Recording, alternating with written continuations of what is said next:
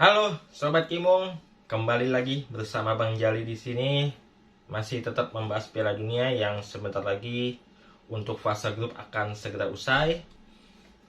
Tadi malam grup G dan H baru saja menyelesaikan pertandingan matchday keduanya, yang dimana berhasil meloloskan dua tim, satu dari grup G yaitu Brazil dan satu dari grup H yaitu Portugal.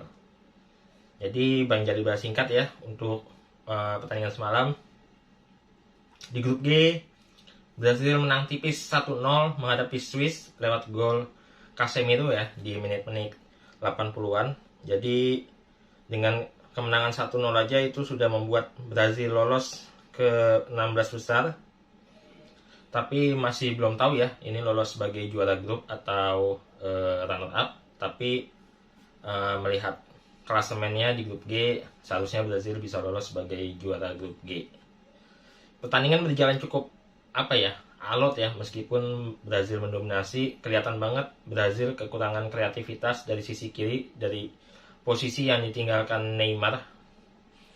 Di situ Vinicius dengan Richarlison tidak berhasil menemukan kekompakannya ya dalam membangun serangan, sedangkan dari sisi kanannya Rafinha juga tidak memberikan serangan yang mematikan seperti itu. Jadi hilangnya Neymar dalam penyerangannya Brazil sedikit mempengaruhi kualitas Brazil, sehingga Brazil hanya mampu mencetak satu gol, itu pun melalui seorang gelandang yaitu Casemiro.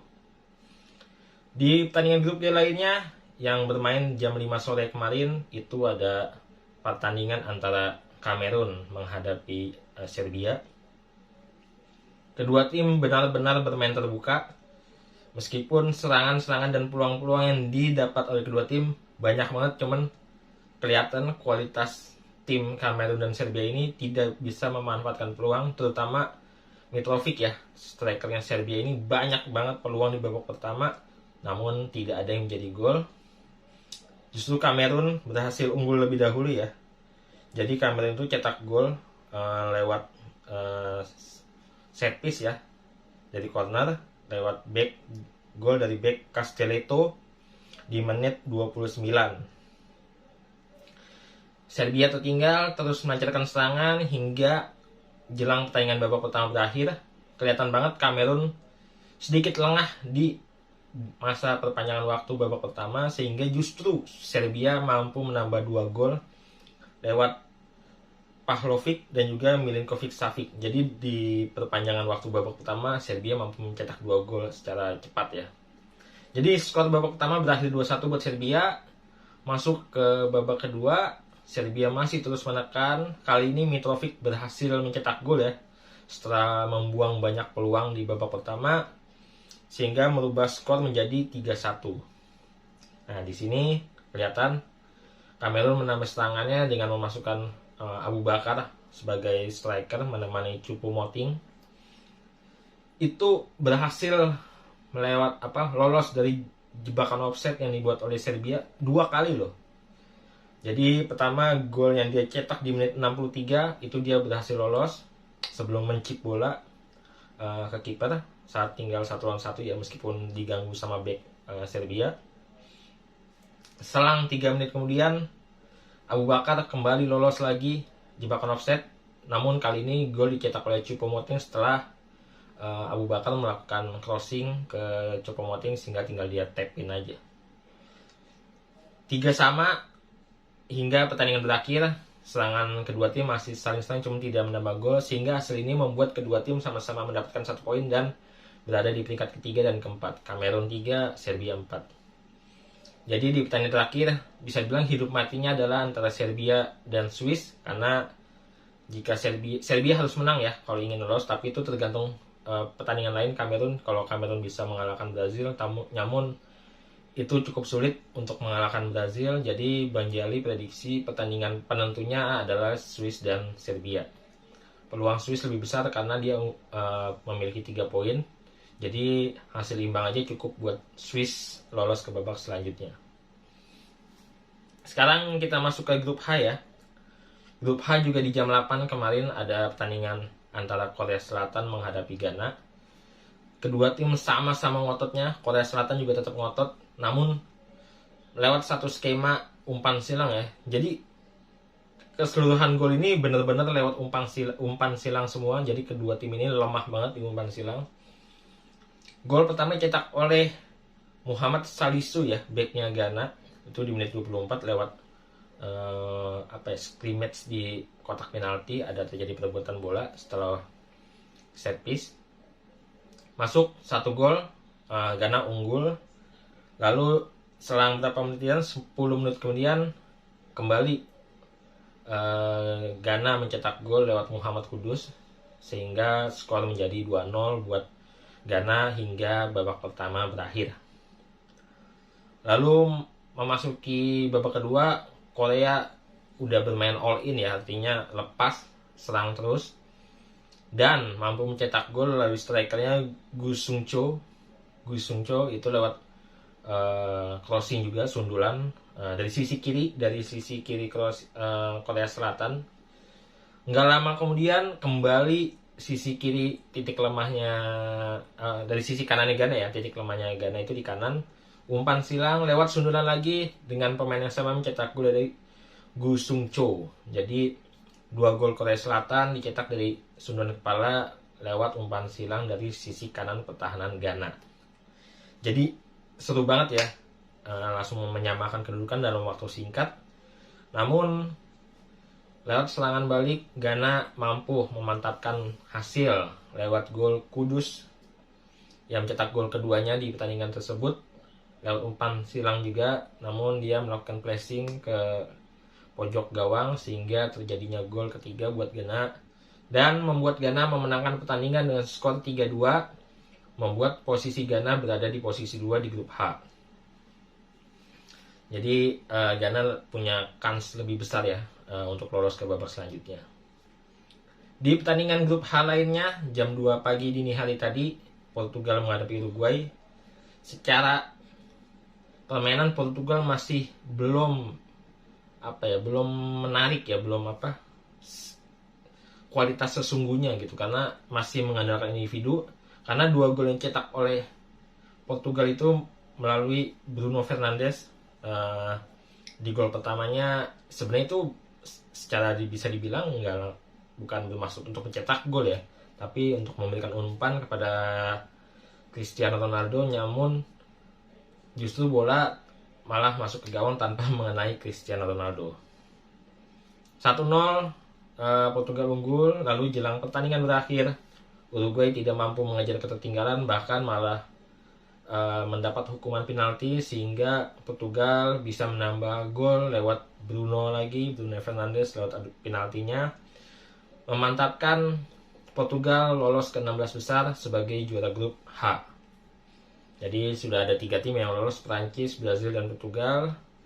Dan hasil ini membuat Portugal tinggal mencari siapa yang bakal menemani Portugal di pertandingan selanjutnya. Karena Portugal sendiri di pertandingan terakhir hanya menghadapi Korea Selatan yang bisa dibilang berjuang mati-matian lah agar bisa membuka peluang yang lolos. Seperti itu. Oke. Match day kedua, semua grup sudah berakhir. Nanti malam pertandingan udah nggak ada lagi jam 5 sore ya. Jadi di match day ketiga ini tiap grup akan bertanding secara bersamaan. Jadi di grup A itu ada Belanda menghadapi Qatar, bermain jam 10.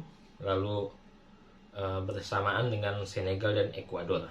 Lalu di grup B-nya jam 2 paginya juga bermain bersamaan, ada Inggris menghadapi Wales dan juga Amerika menghadapi Iran. Sebelum membahas ke sana, Bang Jali mau ingetin bahwa Sobat Kimong, besok kuis akan ditutup. Jadi segera ikutan kuis tebak 2 tim yang akan masuk laga final Piala Dunia kali ini, karena bentar lagi penyisian grup akan usai. Bang Jali tunggu jawabannya karena kuis akan ditutup besok. Dan Sobat Kimong yang pengen ikutan bisa cek link deskripsi. Caranya gampang banget. Udah ada video shotnya juga dari Om Kimong. Jadi tinggal ikutan, ditunggu jawabannya. Karena yang menang akan mendapatkan hadiah sebesar Rp500.000. Seperti itu. Sekarang kita masuk ke pembahasan grup A dulu ya. Grup A kalau kita lihat klasemennya, jadi sebenarnya secara klasemen ini masih unggul Belanda dengan di posisi pertama dengan 4 poin. Lalu disusul Ekuador dengan 4 poin juga, secara selisih gol juga sama. Lalu di peringkat 3 ada Senegal, dan terakhir Qatar yang udah dipastikan tidak lolos. Jadi bisa dibilang satu tiket diperebutkan antara Ekuador dan Senegal. Karena kalau seandainya Ekuador sama Senegal sendiri, artinya poin Senegal 4, dan seandainya Belanda kalah pun ya tinggal adu selisih gol. Cuman ngeliat Belanda kalah lebih dari 3-0 lawan Qatar sih bisa dibilang hampir mustahil ya, seperti itu. Jadi Bang Jali bisa prediksi Belanda pasti lolos, cuman nggak tahu dia akan jadi juara grup atau tidak. Jadi yang satu tiketnya lagi adalah antara Ekuador menghadapi Senegal. Jadi Bang Jali hanya bahas Ekuador sama Senegal ya. Secara permainan sebelum Piala Dunia, Bang Jali prediksi Senegal lebih baik dibanding Ekuador ya. Namun setelah melihat 2 pertandingan kedua tim ini, Bang Jali memprediksi Ekuador sedikit lebih unggul secara permainan karena Senegal sendiri terlihat begitu tumpul di depan karena kehilangan Sadio Mane, sedangkan Ekuador itu justru malah menemukan ketajamannya lewat Ener Valencia karena 3 gol Ekuador di Piala Dunia kali ini semuanya dicetak oleh Ener Valencia. Jadi Bang Jali ngeliat di sini adalah kekuatan utamanya dari Ekuador adalah serangannya juga lebih variatif, terutama dari sisi kiri itu ada pemain nama Estupinan, bek kiri dari Ekuador. Itu benar-benar berbahaya menghadapi Senegal yang sering kali kesulitan membangun serangan, tapi secara pertahanan dia bisa lebih solid. Nah ini wajib diwaspadai dari sisi kanannya Senegal karena begitu tajamnya dan juga terpusatnya serangan Ekuador dari sisi kanan Senegal ini. Dan juga waspadai Ener Valencia ya, terutama Koulibaly yang wajib memarking dia secara kuat ya, secara cermat. Kalau dilihat dari pertandingan kemarin kedua tim ini, Bang Jali prediksi ini harusnya menang Ekuador. Namun kalau kita lihat ini antar partai hidup dan mati, ini bisa jadi akan berakhir imbang ya. Jadi kemungkinan besar yang bakal lolos menemani Belanda adalah Ekuador menurut Bang Jali. Padahal Bang Jali sebelumnya memprediksi Senegal yang bakal menang, tapi ngelihat permainannya setelah 2 pertandingan terakhir, ini Ekuador yang menurut Bang Jali lebih layak menemani Belanda ke 16 besar. Belanda, Ekuador, prediksi Bang Jali yang bakal lolos 16 besar. Tapi nggak tahu siapa yang bakal jadi juara grupnya. Sekarang kita pindah ke grup B. Di grup B kalau kita lihat klasemen ya, itu Inggris masih di peringkat pertama dengan 4 poin. Disusul Iran dengan 3 poin. Lalu ada Amerika dengan 2 poin. Lalu terakhir ada Wales dengan 1 poin. Iran dan Amerika jelas menjadi penentu siapa yang akan lolos ke babak 16 besar. Ini selain hidup dan mati juga situasi geopolitik kedua negara ini jadi bumbu ya, panasnya pertandingan ini. Sedangkan Inggris dan Wales, kalau seandainya Wales bisa mengalahkan Inggris, itu poinnya sama tapi secara selisih gol jauh. Jadi Wales kalau pengen lolos Piala Dunia kali ini ke 16 besar harus bisa mengalahkan Inggris minimal 4 gol marginnya, selisihnya. Jadi ya sulit lah, Wales aja kalah menghadapi Iran, tapi namanya sepak bola nggak ada yang mungkin. Cuman itu syaratnya kalau Wales ingin lolos ke 16 besar, mengalahkan Inggris dengan margin gol lebih dari 4. Jadi Bang Jali akan kupas antara Iran dan Amerika. Iran kemarin kembali tetap bermain menyerang meskipun pertahanannya benar-benar lemah banget. Kemarin dibantai 6-2 sama Inggris karena jelas setelah keluar dibantai habis-habisan sama Inggris dengan celah yang ada. Sedangkan menghadapi Wales yang kualitasnya jauh di bawah Inggris, justru Iran mampu clean sheet ya, atau tidak kebobolan, sehingga mampu menang meskipun golnya itu menit-menit akhir dan juga setelah Wales kartu merah.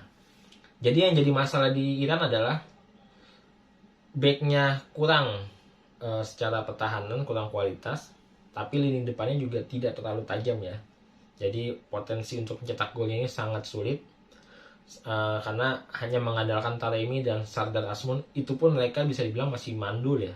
Banyak peluang yang terbuang sia-sia. Sedangkan Amerika sendiri saat menghadapi Wales bermain menyerang, berubah saat menghadapi Inggris cenderung bertahan, dan kali ini menghadapi Iran mau nggak mau mereka harus menang supaya mereka yang lolos, karena kalau hanya mengejar hasil imbang tentu Iran yang lolos. Nah ini mau nggak mau jalannya pertandingan Amerika lah yang keluar menyerang terlebih dahulu supaya mereka bisa unggul cepat ya. Jika itu yang terjadi, Amerika yang mencoba keluar terlebih dahulu, tentu ini peluang buat Iran yang mampu menyerang lewat serangan balik. Ya, jadi ini kedua pertandingan ini bisa jadi pertandingan sangat seru ya. Berdasarkan analisa Bang Jali, ini yang kemungkinan lolos adalah Inggris dan Iran. Karena berdasarkan apa yang Bang Jali lihat di dua pertandingan terakhir, Iran punya kemampuan lah dalam melakukan serangan balik, apalagi menghadapi Amerika yang mau nggak mau harus menyerang pada pertandingan kali ini. Inggris dan Iran yang Bang Jali prediksi akan lolos ke 16 besar. Jadi itu aja ulasan kali ini. Jangan lupa tetap ikutan kuis ya. Besok terakhir, jadi harus dijawab segera. Itu aja. Share ke teman-teman video QM Talk Channel, terutama video yang ini. Kasih ke tombol like jika suka dan sebarkan ke teman-teman. Subscribe bagi yang belum subscribe, juga nyalakan lonceng notifikasi. Bang Jali ucapkan terima kasih. Assalamualaikum warahmatullahi wabarakatuh.